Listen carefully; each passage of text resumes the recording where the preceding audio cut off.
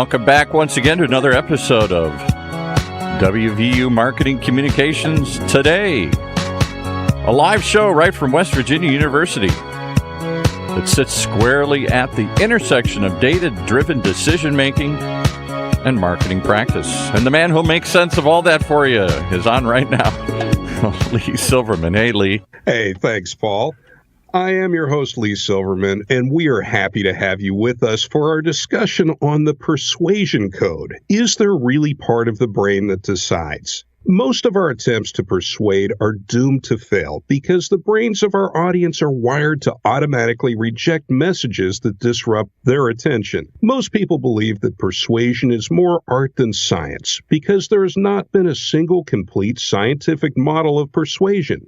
Today, we will learn that persuasion can be linked to brain science and that the primal brain of your audience drives their decision-making process. We will also discover what can stimulate that primal organ and how this translates into critical questions needed to address and maximize the probability to persuade. Joining us momentarily is our guest, Patrick RENVOISECo. Patrick is the co-founder and chief persuasion officer at SalesBrain. He is an expert in complex sales, and his background includes having been in charge of business development at both Silicon Graphics and LinuxCare.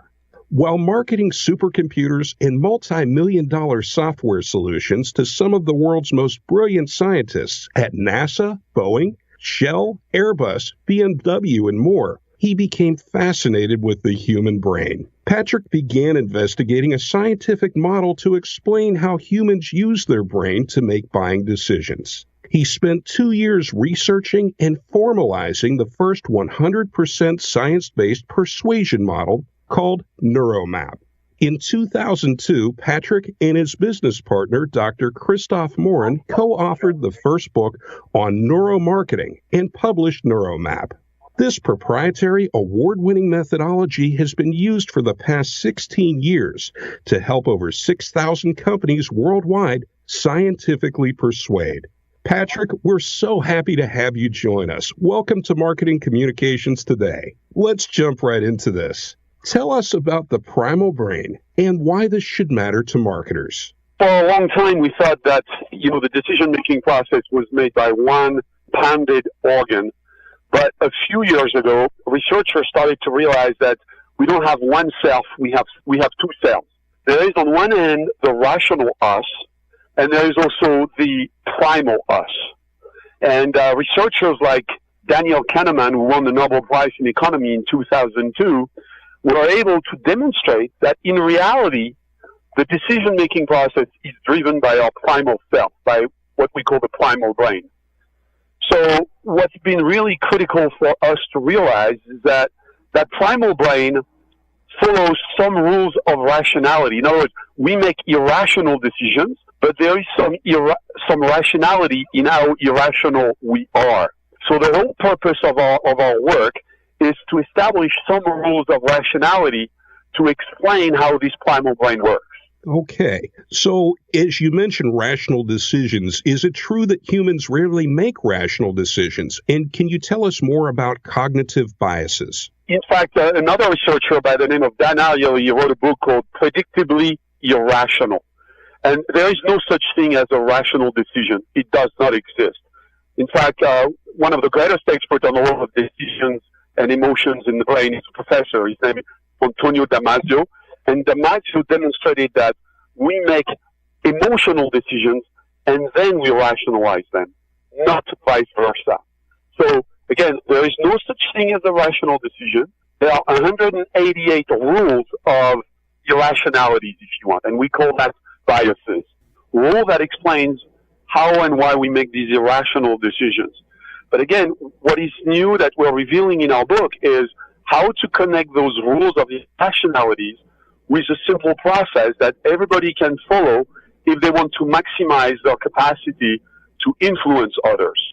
So maybe I'll give you one example of these rules of irrationalities or the cognitive biases. In fact, the one I'm going to talk about is one of the oldest, and it's called the recency primacy effect. Here is what happens. If we were rational decision-making machines, and if our brain was processing information linearly, we would remember things linearly. In other words, if I was going to give you a list of 10 words, there should be no reason for you to not remember the words in the middle.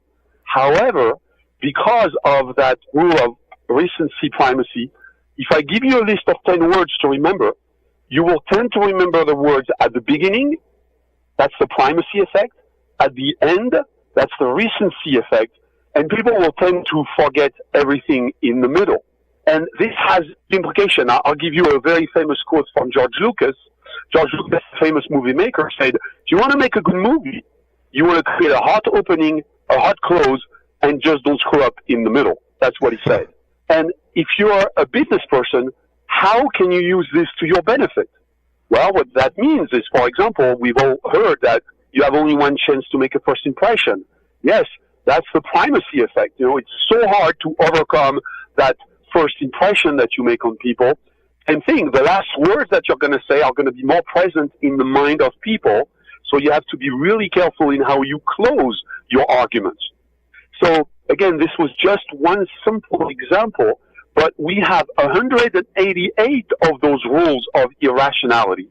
So again, what we're revealing in our book, and to my knowledge, this is the first time that it is done through a complete scientific model, we are explaining, we are linking all these rules of irrationality, and we are helping people, we're providing a simple step-by-step process that will maximize your probability to use all these biases to your advantage. Okay, that was a beautiful illustration as well. Very easy to understand with the beginning and end being paramount. I understand that neuroscientists and neuropsychologists have known about the primal brain's role in decision-making for about 2 decades. Why has this knowledge not really reached the business world? 2 separate worlds. On one hand, you have the world of academics. These are people that spend research budget, that are looking, I think they write books, they get other people to get their PhDs. It's one world. And then there is the world of business. In fact, you know, today there is about 70,000 books on marketing. There are 90,000 books on sales. There are about 20,000 books on neuroscience and neuropsychology. Defines all this. Our objective in life is to create a bridge between those 2 worlds, which do not communicate very well together. Okay, and it sounds like there's very fertile ground for this in those who are doing marketing and better understanding this primal reptilian brain that we all have. In mentioning, as you did books being out there, in your book you also talk about neuromarketing. What can you share with us about that? So about 15 years ago, we started to see a new branch of marketing called neuromarketing. And what we do in neuromarketing is we ask people, what do you want? But we're not going to pay attention to the self-reported measures. Instead, what we will do is we will measure directly on our bodies various physiological changes. And those physiological changes allow us to poke directly into their unconscious, if you want. It's an unfiltered version of what people truly want. So we use different modalities to do that. Some modalities include we measure how people's skin changes resistance. In other words, when people get excited or when they get sad, it changes the resistance of your skin. We also measure the emotion that people are displaying, not again based on what they say. Instead, we measure it based on how they contract the 43 muscles on their faces. We measure their change of tone of voice because your voice is controlled by a very specific area of the brain, and it takes a professional liar to not change his tone of voice as he's lying. We use EEG, we use EKG, so we use all these different modalities to get a much better picture about people truly want. And that's what neuromarketing is. Well, that's really fascinating. And thinking about marketing and other tools that have historically been used, if we think of focus groups, if we think of surveys, interviews, these things have the potential deficit in which someone could be doing us lip service and trying to tell us what they think we want to hear, perhaps as opposed to what they're thinking, or maybe they don't even necessarily know what they're thinking, but these tools you mentioned seem to be able to measure and unlock what's really there, whether they're aware of it or not, if I understand correctly. Yes, it's using a direct way of doing these measurements as opposed to using people's self-reported measures where they have a hard time to express, using words what they really feel about a product. And as you said, there is another aspect, which is we know also that, for example, imagine if I'm going to answer a few questions about Coca-Cola. We know that people tend to give the answers that the questioner is asking for. In other words, we know people try to please the people that are questioning them. Well, I think if I understand from Paul correctly, we're looking at taking a break, and we'll be coming back here in just a few moments. So please stand by for us. We'll resume our talk with Patrick RENVOISE on the Persuasion Code. All right, and as we digest all that information he's been giving us here, on a brief mention about West Virginia University's online data marketing communications program.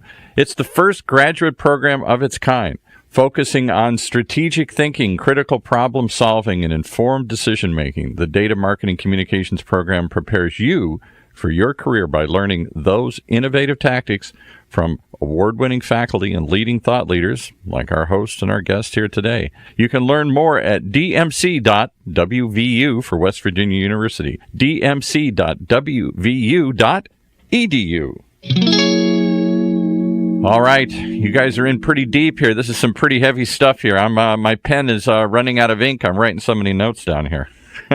We'll pick it back up. This is our talk on the Persuasion Code. Is there really part of the brain that decides? And our guest is Patrick RENVOISE. Patrick, we've talked about the importance of the primal brain in marketing, but how does one reach it? So we've established that those 188 cognitive biases can be summarized into what we call stimulus, and we found 6 of them. In other words, because it's a brain that's ancient, it's a brain that's approximately 500 million years old, and if you want to compare it with the rational brain, the rational brain is only about 5 to 10 million years old. So this primal brain is really ancient, and because internet did not exist back then, those stimulus, there are only 6 simple ways you can stimulate that brain. So let me review them very briefly.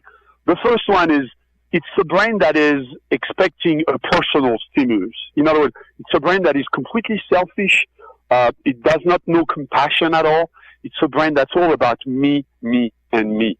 The second stimulus is contrast. It's a brain that needs contrast to decide. And here is what happens.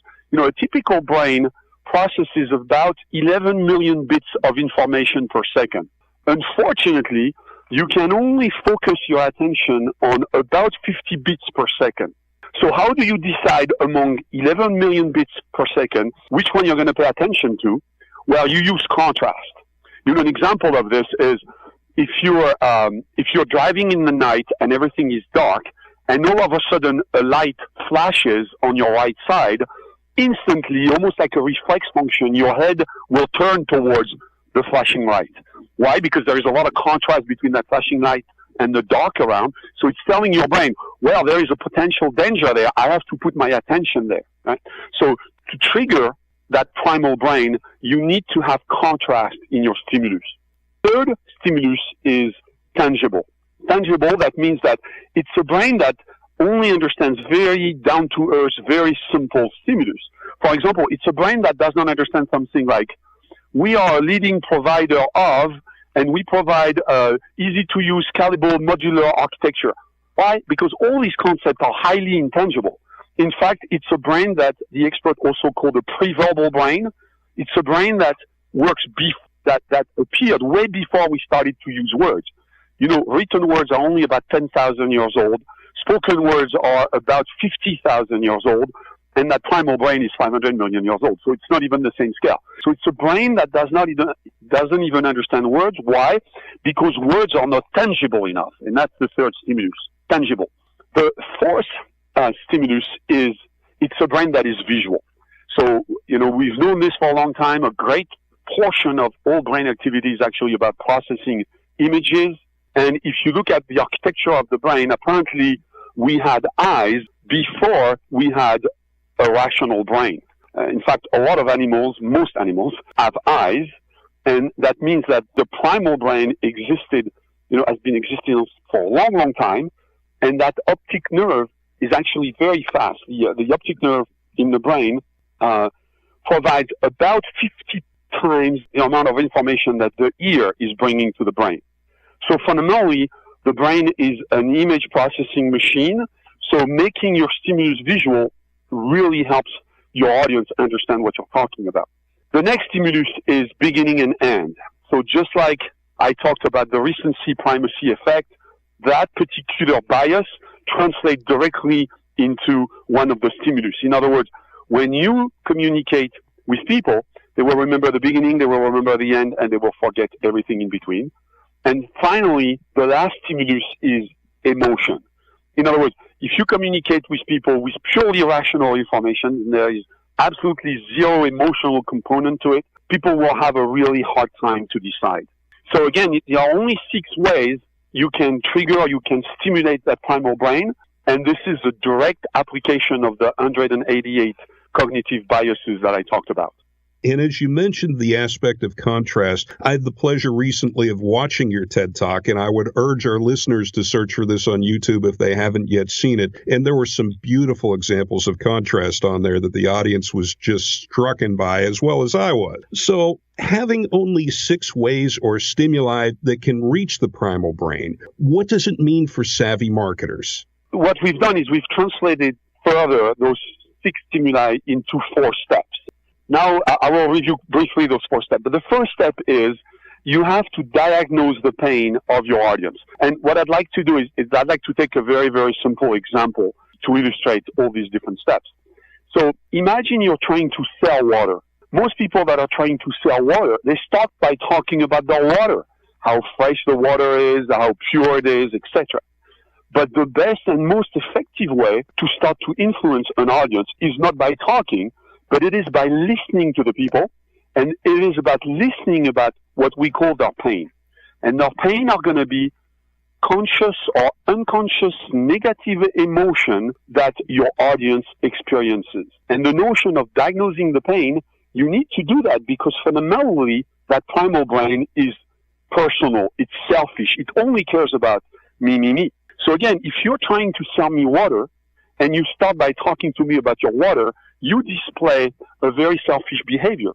Whereas if you start to ask me, what are you thirsty for? And you have a headache, maybe you need to drink more water. So if you show me some level of compassion, if you start to ask me questions, if you put me at the center of your discourse, then I will be willing to open up to the idea of starting to buy from you.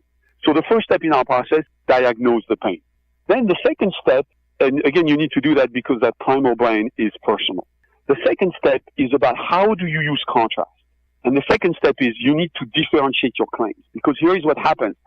If you're selling water, most likely you have competitors that are also trying to sell the same water to the same customers. And if the customer does not see the difference between your water and all your competitors' waters, then you're not maximizing your probability to sell. So you have to find something different about your solution, and you have to find that difference at all cost. So I want to take you to another example here. Now, let's imagine you're trying to sell home-delivered pizza. What do you think is the number one pain of people who buy home-delivered pizzas? Wow, I'm guessing hunger.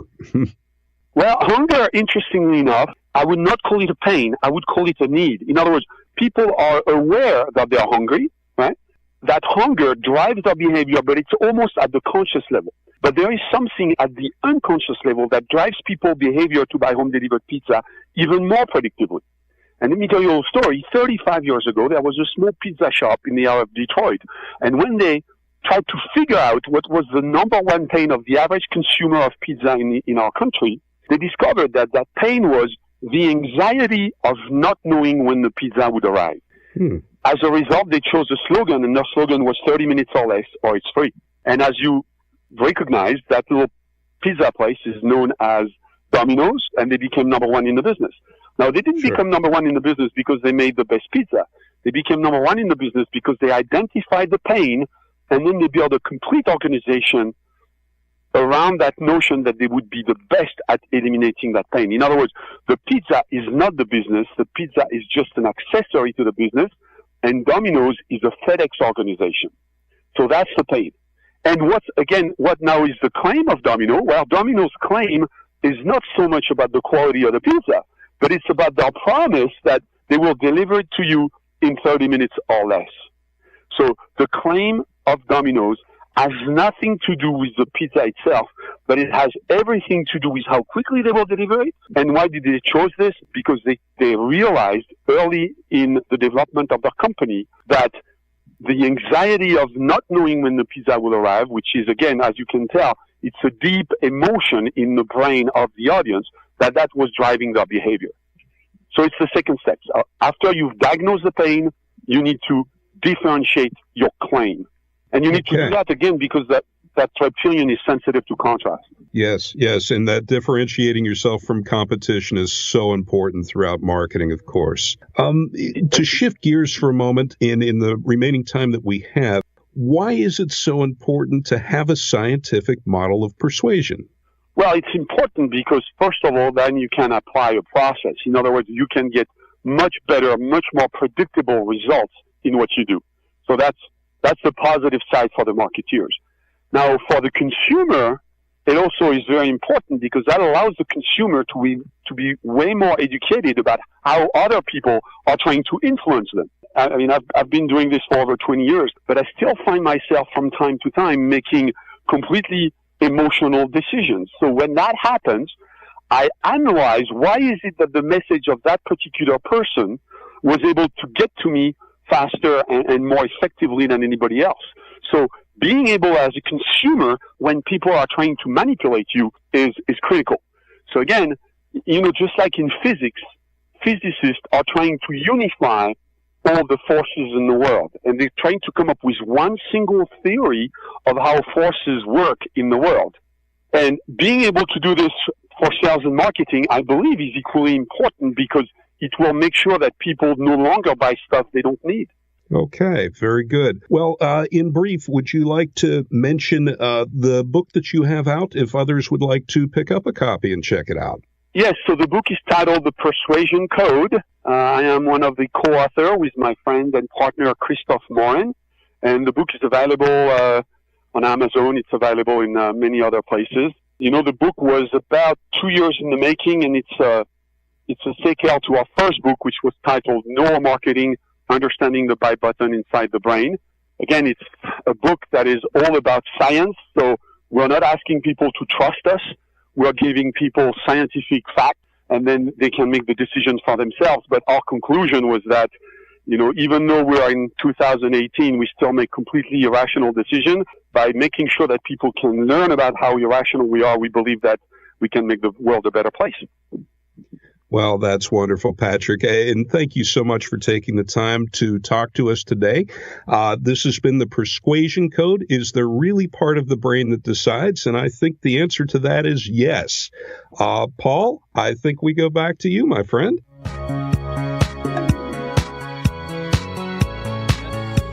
You've been listening to another episode of WVU Marketing Communications Today. Boy, we're stumbling through this one here today, but hang in there. Right here on the Funnel Radio Network for at-work listeners like you.